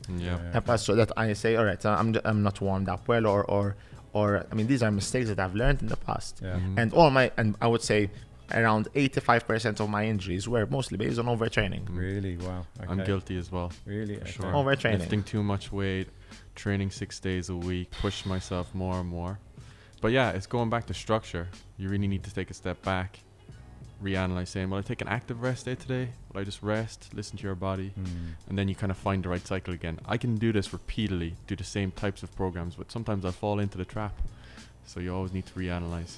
That's interesting. And priorities. I mean, we have to work with priorities. It's not always working with the strengths, working with the weaknesses. What is my lifestyle lacking now? If it's lacking sleep, okay, let's find ways of how we're going to increase the sleep. Okay, because if you are training all out, if you are lifting the heaviest weights, and you are still eating well, but you're not getting enough sleep. I mean, sleep is very important for muscle recovery. And if you're not getting enough of that, it's going to be a combination. You start getting tired, you start lacking the energy to lift heavier, to push more, etc. And then it all starts coming up, right? Sleep. All comes back to sleep at the end of the day. That's something even I'm becoming more aware of. And do you use any sleep trackers out of curiosity? Myself, not really. Yeah. I know I sleep maximum of 5 hours. But I always try to get in 5 bed. hours? 5 Really? hours. That's quite short. Maximum. Wow, that's super short. Yeah. Maybe you have that genetic where you can. But with 5 hours, I can work well. The Yeah. most important is that I'm asleep before midnight. Okay. There's there's this trend I've heard, this myth. An hour before midnight is worth 2 hours after midnight. And I know, and that really affects me. If I sleep just psychologically, I sleep just a minute after midnight, I know that the next day I'm just gonna feel really tired throughout the day, and I feel it. So if I'm in bed before midnight and I wake up every day at 5 because I'm opening the gym at 6, right? I feel that I have a good sleep to get me through the day. I might have a bit of energy drops in the midday, so I'll do well if I had a siesta time, but Your Maltese siesta. I'd love it, but I used to do it before. Nowadays I don't, so I feel it, and then I know that at the end of the week, Friday night is the toughest one. It's like I'm so tired on a Friday. It's like all of it has packed on, and then I try to increase my rest time in the weekend. So then I try to bring it up to 7-8 hours, but not more than 8. Okay. Yeah. After 8, I feel like I'm good. wasting time. Yeah. When you go into your, I think this is quite. This isn't as individual, but you got your REM sleep, so it's every cycles. Every hour and a half, isn't it? You drop down. So I think I've noticed that if I then sleep for 7.5 hours, then I'm that's perfect actually. Then I wake up, I'm like, okay, I've come back out of my REM, and now I'm ready to. But if I sleep half an hour more, then I'm like, oh god, I do not want to wake up. So it's really. It's good to be able to track. I'm pretty similar that way. Yeah, it's very but similar. 5 hours sleep, man. I mean, 5 and it hits me. Yeah, I wish I can do more, and I know it's part of. I mean, even it affects my training. It affects my it affects my memory. I know that when I mean, ever since we've been out with the COVID lockdown, I mean, I see my memory has improved much more in just 4-6 weeks, and I feel it, and I feel more energetic. I feel more alert. Well, we were talking about this off air, right? Where you need enough sleep to allow your short-term memory to form into long-term memory. Exactly. So and I do feel it. I mean, I feel much better. The only problem is that I know that I close the gym at around 9:30. Right, I'm back home by 10:30, so I'm eating late. Give that chance for the food to digest, because I don't like going to bed on a full stomach, and that's around 11:30. And then you're reading a bit before you sleep, and then you're sleeping at 1:45 to midnight. I mean, and then it's midnight, and then you're in bed. 5 hours later, you're up for work again in the same routine. Damn. So and then you take the rest on the weekends. That makes kind of sense. And then I try to get my rest in the weekends. Doesn't make up for it too much, but it does do a heavy. And to the gym. So Platinum Gym is your gym. How long have you had it? And it's been open since 2012, the year I graduated in the PE. It's had a change as well. We've upgraded 2 years ago. We opened up the gym as well. Now this year we just before the COVID, we just updated the studio as well. So we're turning it more into a functional training room. Basically now we're working on the new sort of tagline: the prevent, improve, and perform. I must say you've got some incredible taglines. I've heard at least 3 today, and I want to go and write them somewhere. and that's basically it. So we work with many different types of clients. We've been working with, like I said before, I've got the chance to work with clients with Down syndrome, patients who had spina bifida, cerebral palsy at a very young age. Then I also got the chance to work with athletes who are training for the Olympics. Clients with many different types of conditions, coming from a psychiatrist. So my job, since Dad's a doctor, I also have a good network with other surgeons, doctors, psychologists. So, and that's where I'm hoping to take Platinum. So we're trying to create this system where we can speak the same language with physiotherapists, with doctors, with surgeons. So we can try to implement the use of a personal trainer within the medical health profession. So I really want to push the level of personal training, the level of training, because we are the missing link between the professionals. So for example, if a client does an operation, has an injury, and they've been doing, they've done the operation, then they've done the physio. We are the people who should step in just to make sure that they are continuing their rehabilitation, that they're doing their exercise that they're supposed to, getting back into the sport that they were at, and not only that, also improving their performance in the sport. So it's you can say it as a prehabilitation, so preventing them from getting injured through different systems, different tests and assessments. Okay, and then we're improving them, so we get them to improve in their state, so wherever they are. So if the hardest thing that we find is when a client, for example, has been squatting wrongly for a number of years, right, and then you have to break down the technique completely and then build them up again on the right technique, because it's been so embedded into the nervous system, becomes so natural that you have to literally break the system down again and then get out those hours again. Really? Right? So, and this is a very common thing. It's very common. I've only just learned how to properly do a squat thanks to Denise on the other episode. I was never going low enough. I was just going, this is easy. And it's like, okay, I'm not doing it properly. And then when you start realizing how many things there are that you should be watching out for, the form, the technique, the posture, the breathing, tempo, so many things that you got to watch out for, that then you start to realize, all right, so now let's start building it up again from the beginning.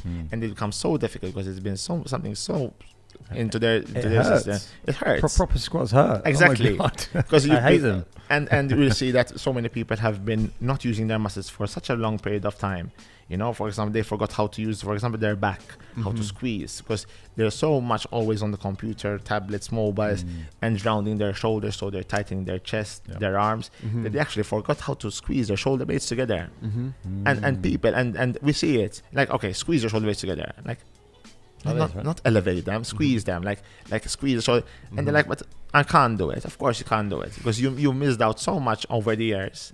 It does come back quickly, but the funny thing is that they've missed out so much over the years. They've built so much pain around the chest, neck, headaches, tension headaches, spasms, everything. That is why before they actually doing the exercise, they've got to make sure that there is a screening going on, that they can do certain exercise. Because imagine having someone doing, for example, a pull-up, yet not knowing how to squeeze the scapulas, the shoulder blades together. Okay, what's gonna work instead? You know, and you're risking higher injury. I see. Wow. You need to create that mind to muscle. Exactly. And that is the hardest part, getting them refiring their joints again. For example, a lot of people have very tight hip flexors. So people who sit at their desks all day can't just all of a sudden go and do a 10-kilometer run. Guilty again. Right? So and this is something very common. You can't go, okay, we know there are certain apps and certain online things that make you, all right, so let's start getting you into running and all this other type of media. But it's very, like we said before, when you're analyzing people and you're saying, listen, their hip flexors are so short that the moment they're going to try sprinting or running or doing any exercise, it's going to require their muscles to work, to elongate, they're gonna fire up an injury, or they're gonna end up compensating throughout the exercise that eventually in the long term it will lead them to an injury. For sure. Right? So that is why it's very important that before any type of particular participating in an exercise, there should be at least some form of an assessment. And the easiest way they can do it most of the time is through their doctor. So their GP, which they go over a very screening position, so it's blood pressure, heart rate, maybe certain conditions, through what symptoms they reveal. Referral note is written down, handed over to the personal trainer, and master trainer has to adapt according to what the medical health profession has said. And that is why we are trying to form this part of this alliance within this link. And this is where my goal is. I just want to try and push the personal trainer, the status level up a notch higher. That's really interesting. I actually went to sports massage therapists before, and just by looking at me they could say, you need to work on your serratus anterior. I'm like, what the hell is a serratus anterior? And just these little things that I'd never think of, very small isolation exercises that I worked on that made pretty good recovery, quite fast. So such as what do they give you? So serratus anterior is this kind of muscle down here. How looks like a saw. How do you describe it? It's called serratus because it looks like a saw, right? Oh, okay. So serratus comes from the word saw. It's basically the muscle that you, for example, say you're hanging, right? You're hanging on a bar, and you just sort of pulling and extending, without bending the elbows. Oh, really? So it creates assistance in torsion and twisting of the spine, helps to balance as well. Wow. But it's something that a lot of people wouldn't be, or outside their tights. So for example, the serratus is normally fired up. There's a lot of work when the lats are turned off, right? So it's like, listen, you need to now activate the lats, for example, so that you can start relaxing your serratus, because the body compensates. That's how beautiful the body is. Yeah. Right? It always compensates. So if your glutes, if your hips are very weak or they're very stiff, you're gonna have the lower back firing up, doing the work it's not supposed to be doing. And that's why they get lower back pain. Yeah. Because it's either they have very weak hips or very stiff hips, right? Or their thoracic spine, their middle spine is either very stiff or very weak. So what happens? So the lower back takes the load. And that's why you see a lot of people sort of bending over to pick up something, because they're so not used to, I mean, the lower back is very strong. It's the pivot of the body, right? But it takes so much load onto it that eventually you start getting tired, you start getting weak, and it leads to a lower back injury. Yeah, wow. Yep. I was going to ask you about home workouts. It's obviously something that I have to do at the moment. Yeah, we all have to do. One thing that I am using as a great opportunity is doing unilateral type of movements for squats, which is helping me a lot than just, I usually do the squat bar in the gym. Do you have any recommendations on different types of home workouts that you could implement at the moment? With the very basic, always start with body weights. So anything that you I would recommend, would always work with body weights. And then if you'd like to, for example, increase weights, there are plenty of things you can use: cans, bottles, buckets with water, anything, so long as you don't break anything or whatever. But and always aim to get a full body workout. So for example, whether it's pushing, lifting and pulling, there has to be a balance. So for every push, there's a pull.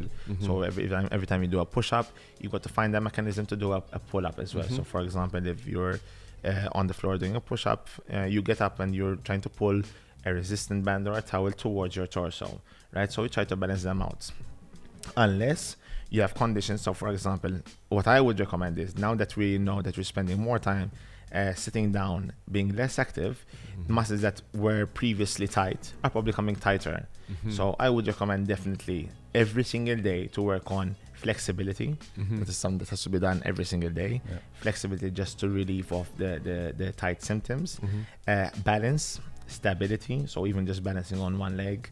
Coordination, okay, because stiffness and tightness and always being sedentary tends to lose our reflexes, our balance, our coordination. So these are simple things that they are so productive, so much used in our daily lives, right? Remember that running is a single-legged exercise. So even if you just work on single-legged balance, single-legged squats, single-legged lunges, single-legged step-ups, everything being done on single-legged without the use of weight, you're working on strength, on balance, stability, okay, proprioception.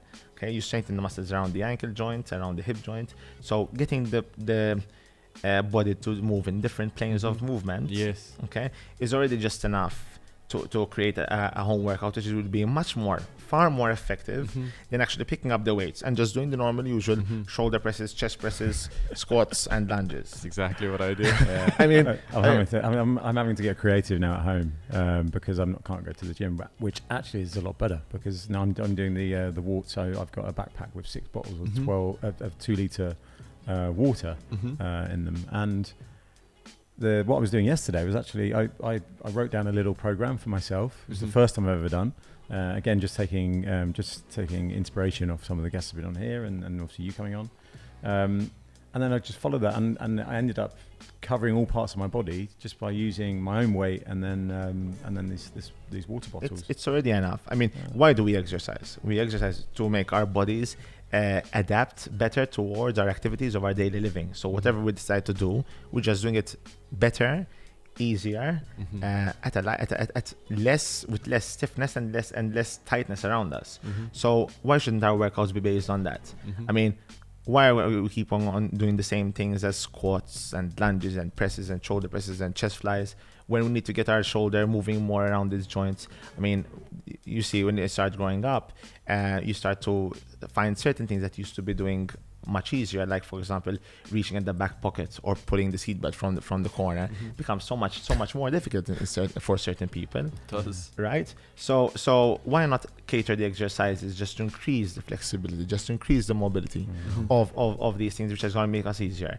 If we get those done, and then we can apply a better squat, and then we can apply a better shoulder press, and then we can apply a better push-up.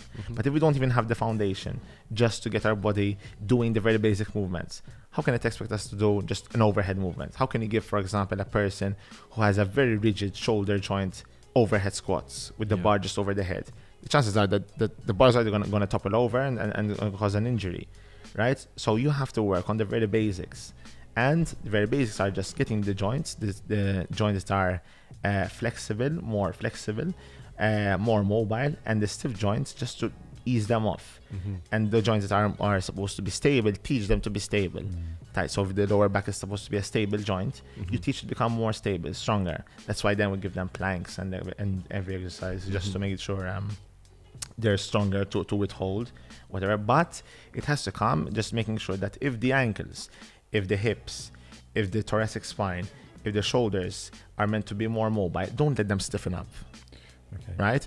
If the knees, the lower back, if the shoulder stabilizers are meant to be stable, don't let them become mobile. So this is where you start applying the theory with the practice.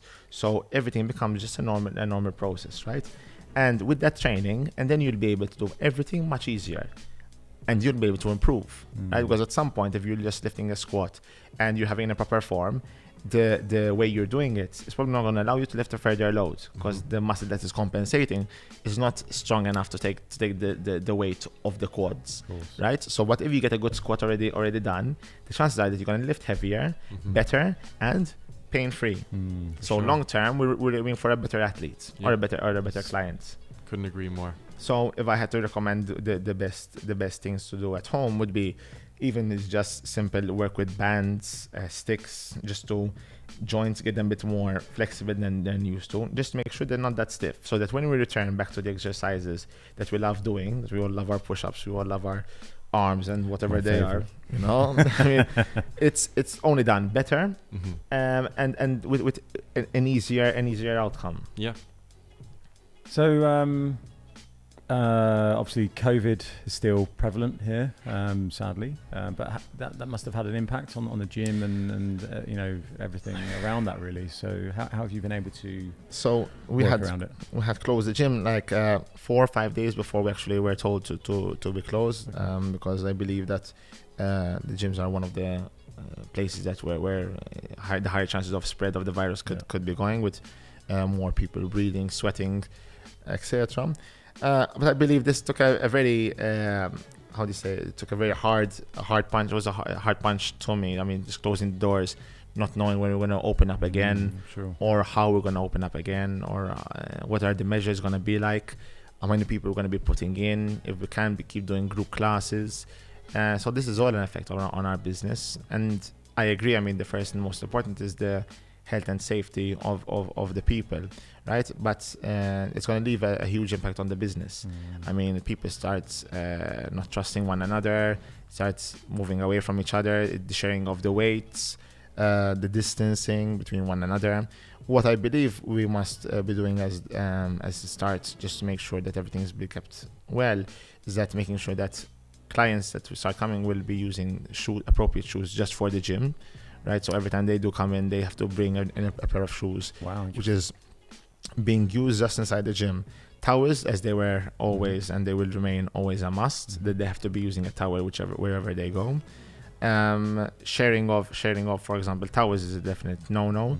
When they're done from using the machine, they wipe them down as much as they can. That's why at the start that's why we use the towels. And the less a person can expose their body to a certain extent, that where their body touches other equipment where it can hold on to sweat has to be tried and reduced. So if you're, for example, using a mat, right, even whatever it is, you have to be using a towel, or as much as you can cover up your body so that you're not exposing too much of the skin, where you have a chance where you can inherit the virus, or you can transmit the virus through that, right? And most important from our side is keeping the gym as clean as possible. The hygiene has to be a must. So sanitizing, cleaning. I mean, even just simply for the fact of the sake of cleaning, right? So a person who suffers from simple asthma, for example, if there's an improper, the gym is not clean enough, it can cause then just an asthmatic reaction. Wow. Right? Okay. So cleanliness has to be one of the top priorities. But as to when we are going to return, I don't believe there has been any set dates right through it. What I know is that we're going to have to change certain ways we run the business. The classes have to reduce by far in a huge number, so we have to increase the distance between one person and another, which is going to take a lot to come back to normal. I believe it's going to take for sure till the end of the year. It's going to be a tough situation for us. But yeah, I mean, we have to go along with what is best for the population. Hopefully we come out of this stronger, more knowledgeable, and I hope that people will respect the measures that we take, which at the end of the day are for themselves, because it can be very hard to implement a new measure into the system where people become a bit more denial, they go on the defensive side where listen, but I don't agree that I've got to be doing this, or I just doing this, or you should be doing this. So there can be a lot of complications, a lot of pressure, anxiety that builds up within the clients and us. So I believe there has to be a good communication, which at the end of the day is only for the best of the humans, so that no one contracts the virus, because at the end of the day we all go back home to families and grandparents and children, so the measures have to be respected. Yes, but I mean, it's a challenge that we have to be up for, and I believe we can only see what it unfolds day by day, right, at the end of the day. So well, I mean, with the amount of information you've got, and I've not spoken to any other master trainer or personal trainer with even half the amount of knowledge. So I'm sure there'll be a number of people that want to kind of reach out to you, and whether they use your services, or just to kind of, I imagine there's going to be more questions. So I would definitely say there will be people that are interested, that are going to want to kind of get closer to you and maybe make them part of their lives. More so now, because I think everyone, because they've had the time, they're becoming more aware of how important fitness is in their life. So, it seems like if you look on social media, everyone seems to have turned into like a home workout specialist or a baker. So banana bread breaker. It's true. And the most important is that whatever we do it safely and effectively. So because, like we said, you can download any application nowadays, you can follow any online trainer, you can follow any video on whatever it is. But the most important is that you have to, first of all, start off slowly, making sure that you start and plan your goals so that you don't get bored, and take advice from people who are recognized. Don't just follow or do anything because it looks good, because it looks fun, because celebrities doing it. Because celebrities doing it. Just do it because it's actually coming from a good source of information. And if you are not sure about a certain exercise, so for example, a client who suffers simply from slip discs, for example, okay, so a very common factor, which is slip disc, and a very common, very much liked exercise, which is given in many different programs because they are felt a lot, which are the burpees, right? For example, that is one of the it's a very huge contraindication for a person who suffers from slip discs. Right, so the continuous impact of the way the form, if the form is improper, that continuous movement on the spine is only going to cause more damage. Really? Or, for example, if you're just following a program and you have not, the program hasn't told you whether you suffer from, for example, scoliosis, right? And you were told to do certain exercises where you're loading the spine or you're causing twisting and torsion of the spine at a very bad state, you're only going to be doing more damage than good.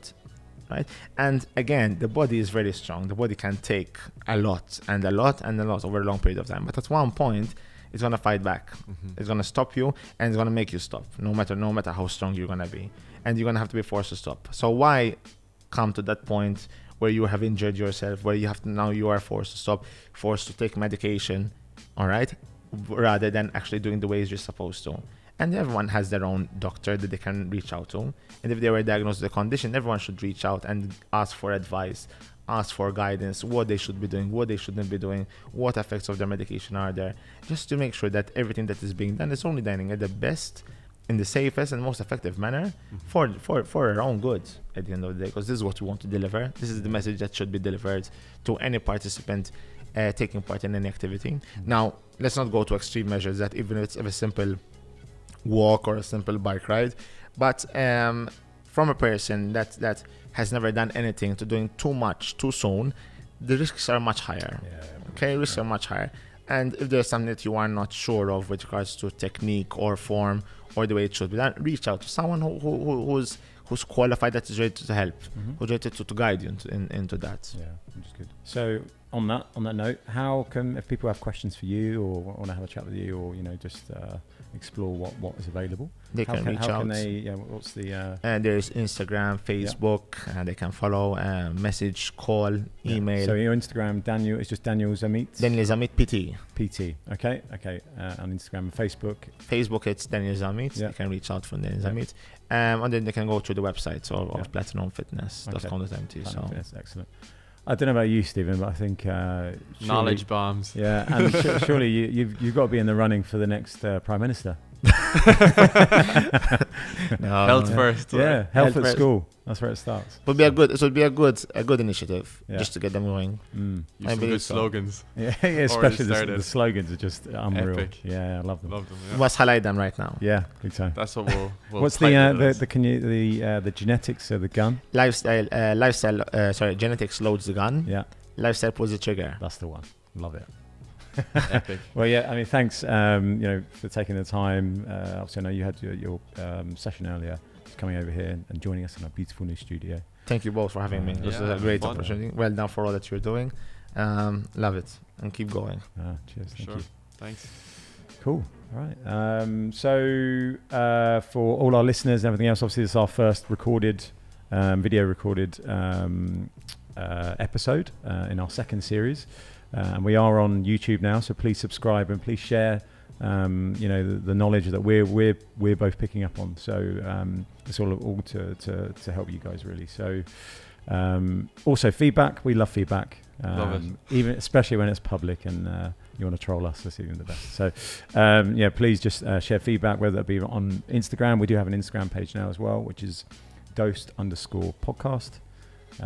So please follow us on there and just kind of share your views and guide us. If there's things that you want to hear about, then we're happy to kind of pull in the right experts to kind of share that knowledge with us. So please do subscribe, share with your friends, and tune in for the rest of the series, because we've got some equally as epic guests joining us that will allow us to kind of concentrate not just on the body, but also the mind and the spirit. So it's going to get kooky. Cool. Thanks for listening.